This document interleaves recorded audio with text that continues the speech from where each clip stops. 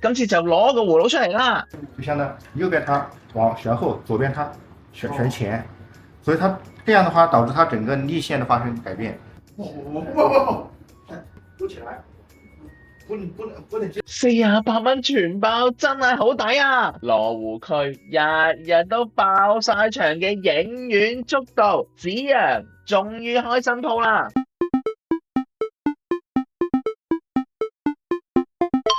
第一件事一定要話俾大家聽嘅係全新嘅裝修啊！你睇下大堂幾鬼靚，一齊帶大家去睇下唔同嘅房間喎。嚟緊啊，仲要係有頭寮啊，同埋獨立嘅沖涼房。我哋一齊嚟睇下，仲有啲咩更加抵嘅項目咯。記得啊，仲送太陽眼鏡啊！康醫師咧，我已經唔係第一次去揾佢噶啦，今次將佢介紹俾大家。醫師啊，我想問下咧，我腰啊同埋嗰個膝頭哥呢度咧都有啲痛啊。我是走路走多了痛啊，還是上下樓梯痛？兩樣都有啊。係咯。好。係啊，同埋腰啊呢度啊，你摸下。好，行，我幫你檢查一下。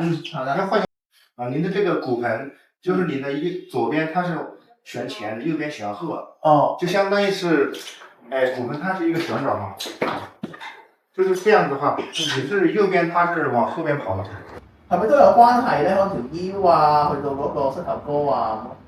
它是一體的，像你骨盆它是有旋移，然後它可能你的腳以前有扭過腳嘛，有崴到過腳。這個膝蓋的話，膝蓋不舒服，一般它是這個膕肌，就是它斜着長的，這個肌肉它很緊張，緊張的話它會拉住你前面的這個半月板，所以會它擠壓了關節，所以它會摩擦得很痛。我幫你處理一下啊。好的，有點痛哦，等一下啊。小腿很緊有什麼方法？都是這樣。要練，它這塊緊的話，它相當於你的供血哈，你的動脈供血的話，供到腿上回不去，回不去，它這個地方它就很腫。其實它這樣對它的心臟會有影響。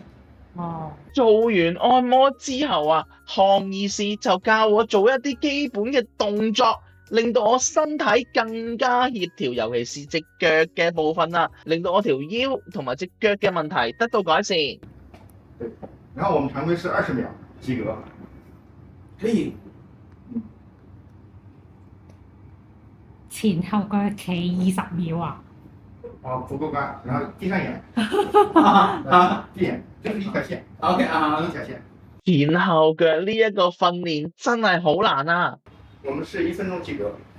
這個是練我們的前面，就是很多人他焦慮，就說是焦慮啊，然後很煩躁，就是經常的話，就是說他前面的腳啊，就是脾氣很躁，練一練這個。他一練，你看這小腿，想瘦小腿的話，經常帶一帶他的手。好的。就是把你重心調到左邊。對，不用低頭看。對，上面全身放鬆。好，慢慢走過去，從裡面，高一點，好，往後，這樣，擼起來，不能撅屁股，手要扶着。OK，因為你腳底沒勁。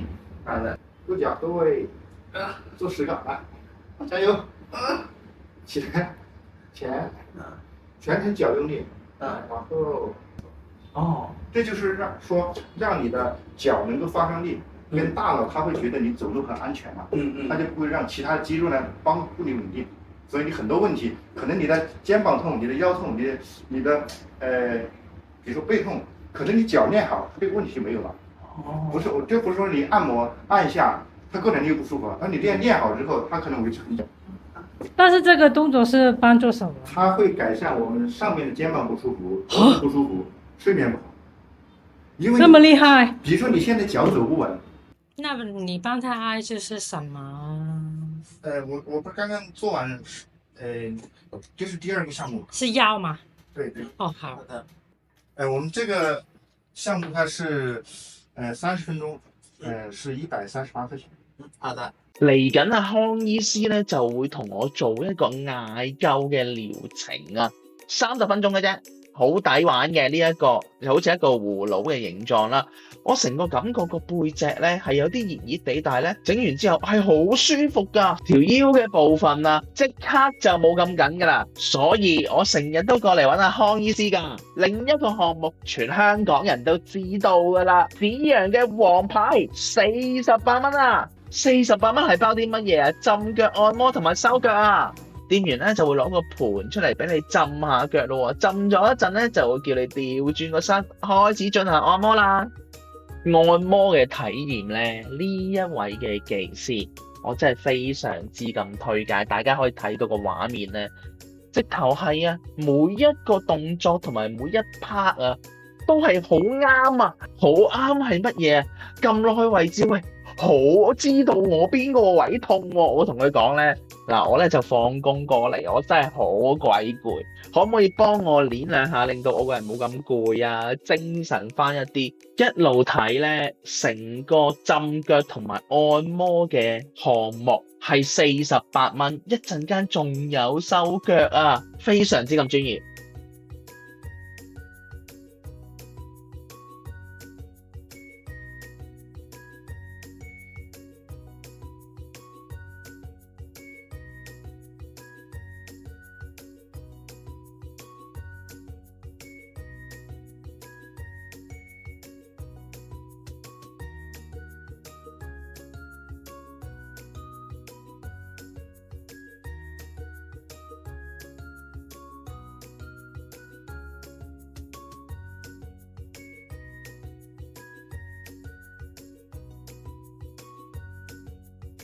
就係頭先呢幾下，我拉到我個人咧啲筋啊冇咁緊啊，鬆咗啊，即刻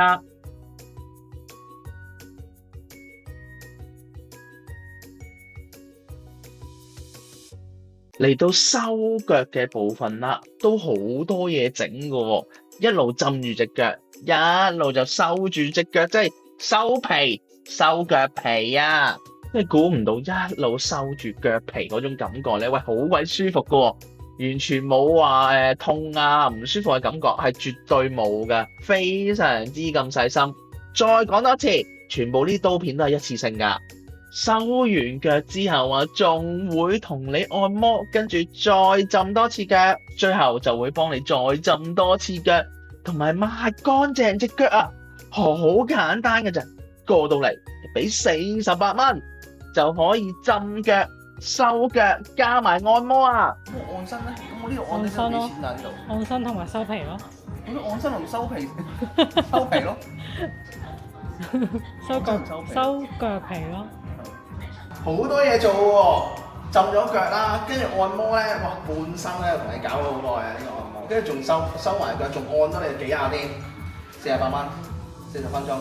但係就係呢一位我哋中意嘅。26號 26點樣嚟紫陽嘅影院捉到？好簡單㗎咋，羅湖過關1路線去到國貿站嘅 B 出口，跟住我哋嚟啦，好簡單㗎咋，喺呢個位置上扶手電梯，去到呢個位我哋要準備轉左喎，再轉左。嚟到呢個位，我哋再向前行，準備轉右，再向前行，就係呢一個位置啦。貿易中心大廈喺呢度入去，搭 lift 上6樓，就係紫陽影院速度。收工。